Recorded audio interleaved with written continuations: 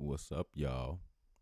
Welcome to another edition of the Starchildjr. Stuffs and Thangs podcast.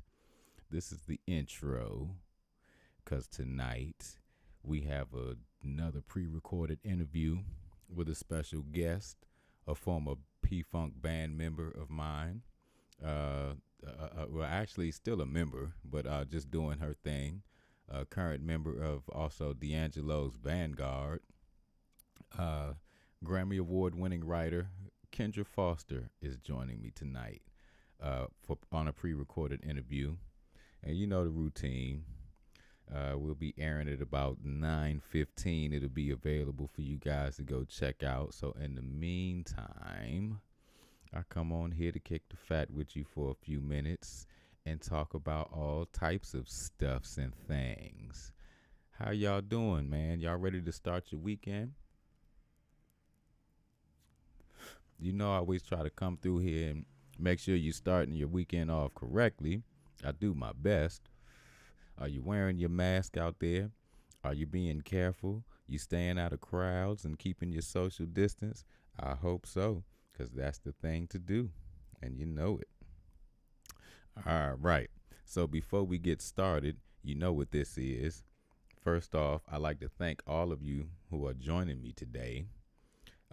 If you're watching me right now live on YouTube, um, first off, make sure you subscribe if you haven't already. And then at some point, you make sure that you go over here to thefunkstar.com. Because this is someplace else that you can also watch this podcast live, first and foremost. And second of all, you can keep up with all things Starchild Jr. You know what I'm saying? And if you really like this podcast, right on the front page, you can go ahead and donate. You feel free to donate to the podcast. Keep the party going. Donations not required, but always appreciated from you guys. And if you like the show, keep in mind, man, we ain't got no job, so do what you do. But it is all good. Um, but we've switched up how we've been doing this thing a little bit, so I'm gonna go through that with y'all like I always do. So this is the new hookup. If you go to thefunkstar.com, that's where your home page is gonna be. If you see, you got your big yellow donation button. Right under that, there's already some preset amounts if you are balling and want to donate a nice chunk. If you don't want to donate any of these amounts, that's too rich for your blood or not rich enough for your blood, whatever it may be, you can hit other right there. And if you hit other, boom, you're going to get that right there. And then you can just go and you can enter whatever amount that you want to enter. And like I said, all donations are appreciated. So you do your thing. And while you're there, you go on up there and check out some of that merch too. Feel free to purchase whatever you want. You can purchase my music, my latest single, Cabin Fever, my last couple of albums. They're all up there. It's all at thefunkstar.com. So at some point, y'all go check it out and go subscribe. Subscribe everywhere. Subscribe to YouTube. Subscribe to the website because we're trying to get 1 million subscribers. That's what we're working on. You dig it? All right. So who's joining me this week? Is all the usuals with me. Who we got? We got Jump. Good evening, sir. The weekly faithfuls. That's what I'm having to start calling y'all. Y'all are the weekly faithfuls because a lot of y'all are on here faithfully joining me every week. We got Sonia Murphy. How you doing? Patty Kyle. Good to see you. Jump. Sonia said, "Jump, jump, jump to it." You know that song. Linda Wu joining me as always. How are you? Who is this? S46425. What's happening there, sir? How you doing? Thank you for joining me. I don't recall seeing you too often, so I appreciate you joining me tonight. And we have my boy Thomas Menarchik always joining me. Did I miss anybody? Sarah's on tonight. Sarah Wyatt. What's up, dude? What's going on? Y'all make sure y'all check out Sarah's book too, man. Put the information in the comment thread. That way everybody can see where to get your book from, my brother. Uh, and I think I got everybody covered. Right. So one more puff on my joint, and we'll get into things. So first and foremost, let me go ahead and start with my little sports report. Let me start with my sports report. They kicked off some football last night. Did any of y'all check out the Chiefs? You know what I'm saying? Well, how the game? Did you check out the pregame? Did you see the city of Kansas City? The city of Kansas City. I don't think I don't think they're beat to see any protesting on their football game, and they weren't feeling it, and they let everybody know it because the teams they tried to show a little show. They tried to do a little show of unity and stood out there and linked arms during the anthem, or during a moment had a moment of silence and linked arms, and the crowd booed them fucks like they was playing some bad football already. Yeah, so social justice, man. These messages, this is a polarizing time, man, to be doing anything right now. So everything is under scrutiny, man. Everything you do is under microscope. So, but I thought that was kind of poor showing, man, of the Kansas City crowd, man. I don't understand what that was about, but you know, I guess that's beyond me. What do I know? I just know. I just know we need to get together, man. Like the song said, when God's children start getting together, learning to live and love one another. You know what I'm saying? That's what it's about. That's what we need to be doing.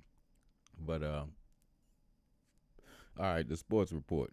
So right now, there's one basketball playoff game happening. The Nuggets are trying to stave off elimination because they getting whooped in this series. But they're up by 4 points right now, and there's a minute and 48 seconds left in the fourth quarter, so that still could go any way. The Nuggets could be going home tonight, y'all. Who knows? And then in a few, actually, I think this game is probably just about to tip off. We got the Celtics and the Raptors tonight, and they're actually having a nice little battle in this series. Matter of fact, that series is tied at 3. This is game 7, so this is a winner go home game tonight. So at some point, I will be checking that out. And let me see what did happen in the football game. I actually didn't see the football game last night. Let's see who won. Ooh, the Chiefs. They put a whooping on the Texans. They trying to defend that Super Bowl championship that they won in this COVID weird season. I think all the champions, man. This is going to be an interesting season for whatever teams hoist the championship this year. Just simply because of all this COVID uncertainty shit and all this extra shit that has to go into it. And, it's teams out here playing with no fans. And, yeah, it's just crazy, man. This is weird. Yeah. But that's my sports report for tonight. And we got 5 minutes before the interview with Kendra Foster is available. Before I get to that, I get to my Trump rant for the night. It ain't even a rant. I'm just wondering. I mean, this week, this cat, I think like 3 tell-all books came out about this dude all this week. Michael Cohen released a book and did his interviews and blew some whistles. 3 books and a whistleblower this week. That's what he's dealing with this week. A report that he's calling veterans losers and suckers. You know what I'm saying? And then he's always looking for a distraction. So right on cue, the next day, we find out. Let me start like this. I don't know if any of y'all guys are familiar with who Bob Woodward is. But if you're not, Bob Woodward is a journalist. He is one of the journalists who broke the Watergate scandal. He's one of the ones who broke that scandal.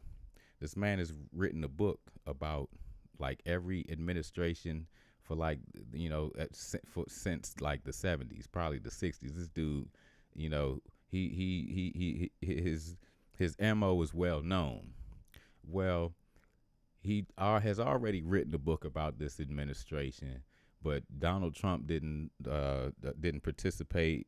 He didn't give any insight, no interviews, no statements, none of that. So Bob Woodward put his book out, and of course, it wasn't. It didn't shine the president in the best light. So of course he didn't like it. Um, but the craziest thing, what does Mister The Press is the enemy of the state? What does he decide to do? He, this is his problem. This is what arrogance will get you. You know what I'm saying? When you just like, when you're just like arrogant to when you're just arrogant to a level that's just ridiculous. This dude figured that he could get this guy to write another book and a better book about him if he decided to participate and figure that I believe he figured that he could control and change the narrative of the next book and probably make it, I think he felt like he could manipulate Bob Woodward and make him write the kind of book that he wanted him to write. Well, all that to say, unbeknownst to his aides or anybody, this dude decided to do 18 individual interviews with Bob Woodward, and the tapes were released. I'm sure y'all heard the tapes. Now, for those of us who got sense and pay attention and believe the things that are happening before our eyes, these tapes really, they we're not shocked by the tapes because we already knew that this dude was downplaying this virus. But the funniest thing, the silliest thing, this dude, knowing he was being recorded, he told Bob Woodward, yes, I'm playing down the virus. I like to play it down because I don't want to panic these folks. So yeah, I'm playing it down. Weeks after he's told Bob Woodward, yeah, this shit's it's a monster. It's deadly, man. This is some monster shit I'm having to deal with. He went on the podium and told y'all it's nothing. It's gonna be dealt with. It's just like the flu, and it's gonna go away. He lied to you guys, and the best part is watching him having to defend himself from this. I saw somebody on Twitter who said yesterday, he's like, man, this man is like the Walking Dead. He just keeps getting up, man. It was the funniest thing. But that's about the best comparison that I could have saw, that I could have. It's a better comparison than I could have drawn, because it looks like these scandals are weighing on him like 2 tons of bricks. He looks so haggard. But the best part is watching him try to deflect and try to and try to play down something that he said on tape, and watching his aides try to defend this shit. Because the best part about it is, like, he obviously did this without anybody in his camp knowing. So, and he did 18 individual interviews. So the best part about it is they're trying to defend him, but they don't even know. They have no idea what all he even said to Woodward. So they're in a tough spot. They're not going to be able to defend him but so well, because they have no idea what he said. They had no idea what he said. This is the ultimate conclusion I'm drawing. As sad as this presidency has been at the end, and as depressing as it has been to watch, I myself, yesterday, I took great pleasure in watching these folks chase their tails trying to defend this. Because it's right out there, and they're blatantly standing there at the podium, going to tell you, no, he didn't say that. What he really said was, or what he really did, no, it's on tape. He said this. So these half-hearted defenses of him it's been comical for me the last few days, man, and it's brought a little bit of joy, a little bit of joy and a little bit of laughter to my life, to actually watch this part go down. Because for me, this right here is probably the one thing that he's not going to be able to bullshit and dance his way out of. It's not going to change his followers' minds, because it doesn't matter. They don't give a shit. But at this point, I truly believe now with some of the shit that's come out, the veterans being suckers and losers. Oh, and then the Peter Strzok book too. The Peter Strzok book came out yesterday too, and his book is revealing a whole lot of what actually led to them investigating his administration. And you come to find out that no matter what they try to say, they illegally investigated me and they did this and they did that. They were investigating this cat before he even won, because his whole administration, everybody that he was bringing to the table, had some kind of ties to Russian oligarchs or some kind of Russian ties to Russian something. Essentially, the conclusion that he's drawing from his book is this country is being run by Russia right now. And then today, they say one of the head DOJ staff members, she resigned today because she's essentially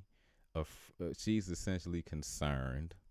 Again, we're not surprised. She's essentially concerned that the DOJ and Bill Barr is putting pressure on the staff to essentially you see, they're already trying to cook up some kind of bullshit investigation, and they're essentially trying to say that Trump's campaign was illegally surveilled on, and they're essentially cooking up a case is what Bill Barr is doing. He's cooking up cases.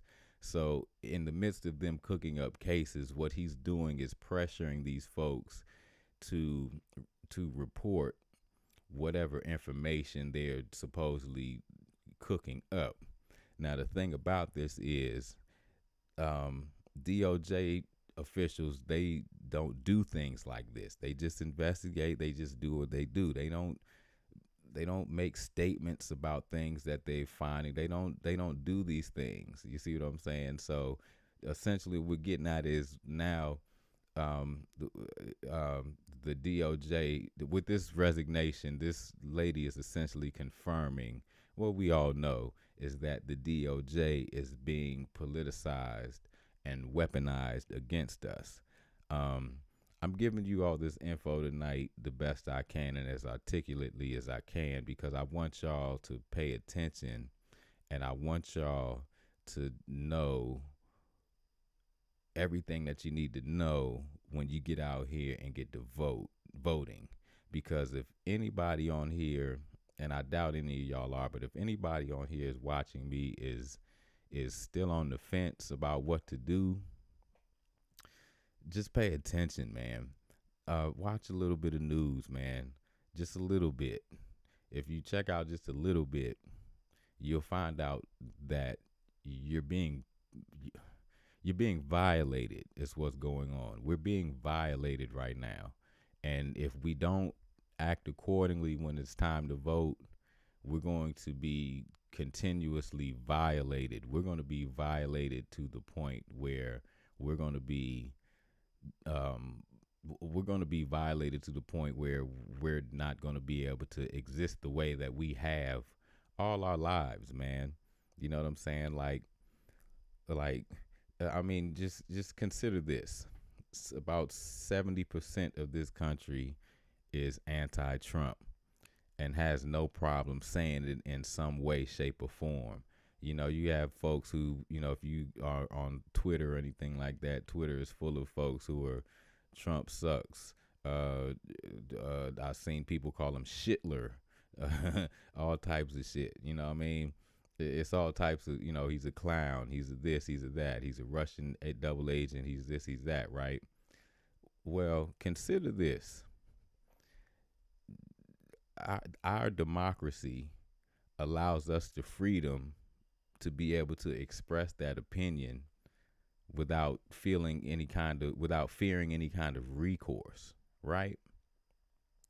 Well, if we don't pay attention and act accordingly when it's time to vote, simple things like that.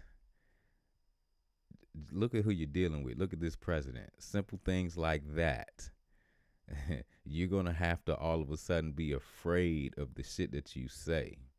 You see how this guy is, man. I want you to say nice things about me. I want them to say nice things about me. Dictators, they are dictators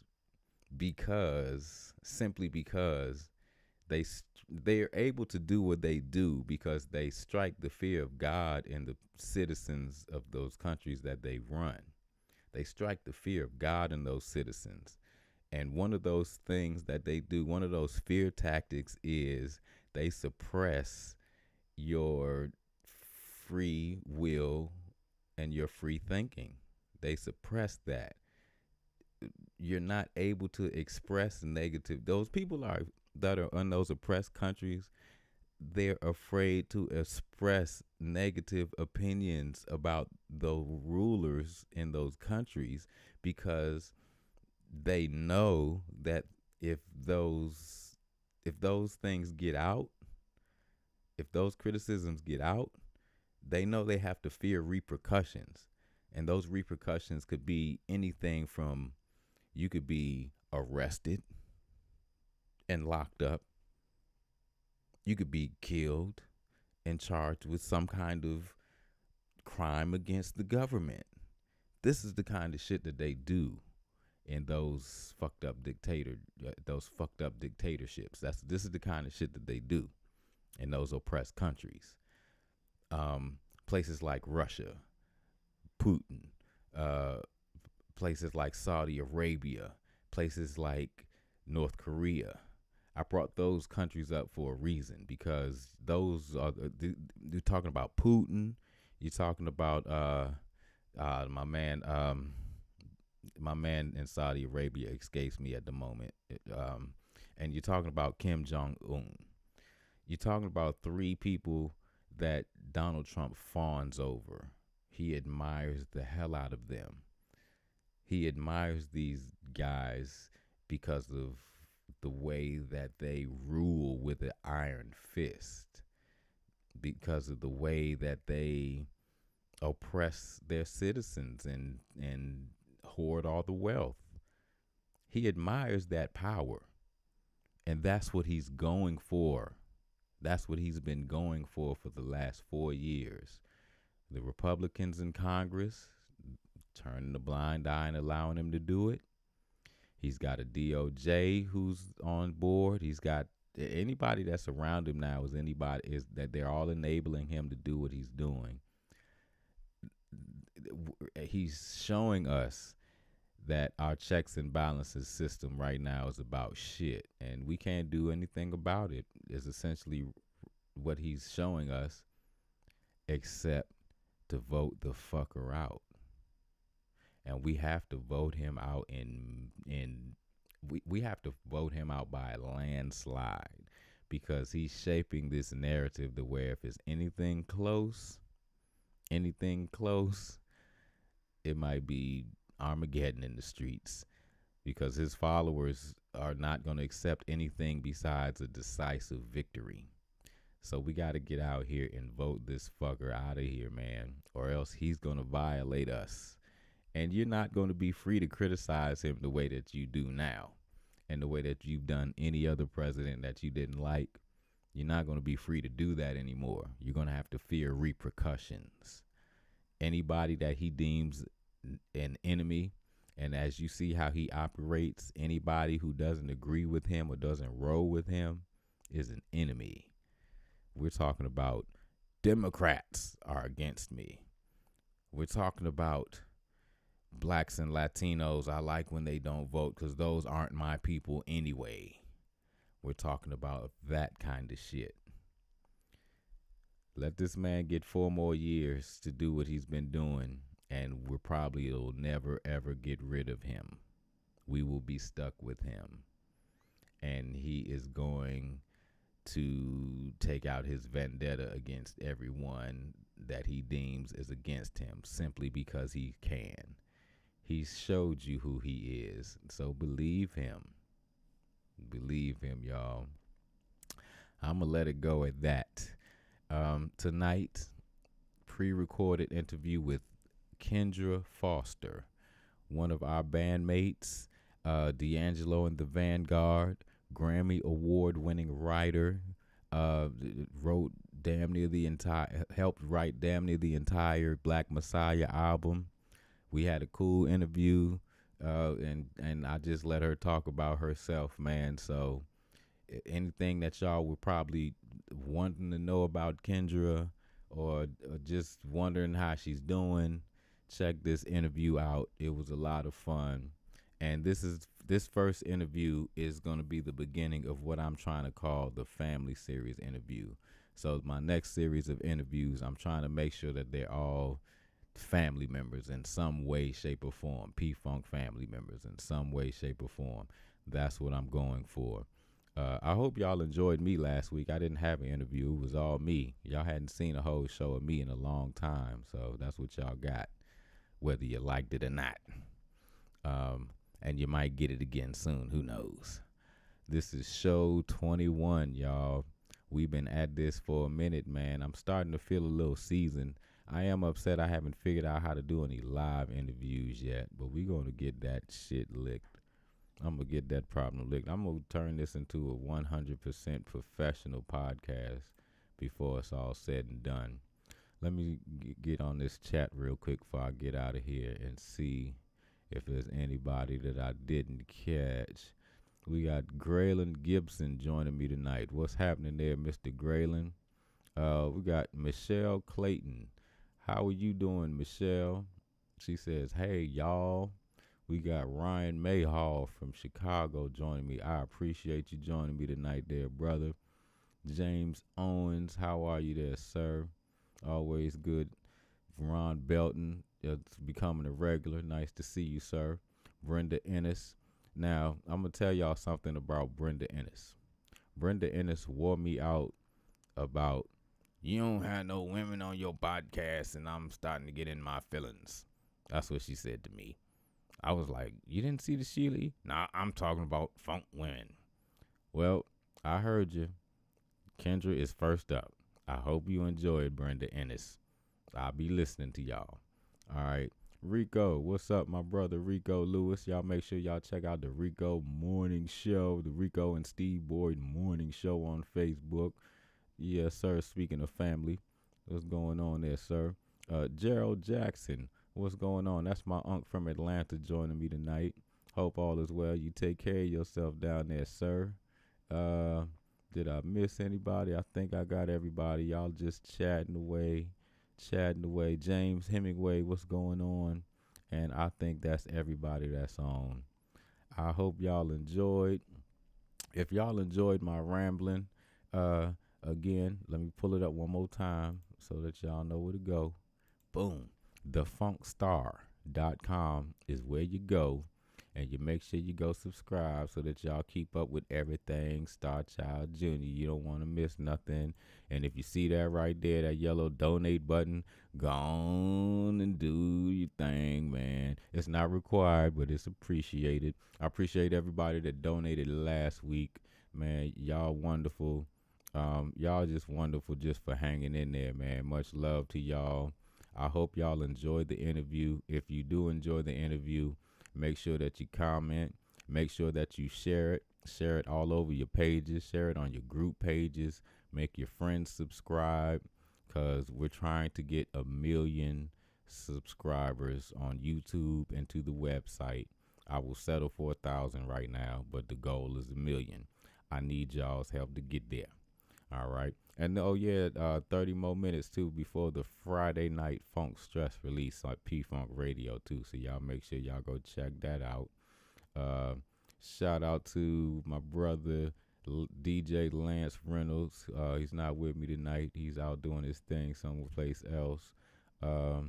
Everybody else who's up there in the comment sections in the live chat, y'all keep it live every week. I love y'all. Okay. I'm going to sign off for this week, y'all, and finish smoking my joint. Y'all enjoy that interview with Miss Kendra Foster. Comment, share. All right. I'm going to see y'all next Friday. Same bad time, same bad channel. Peace.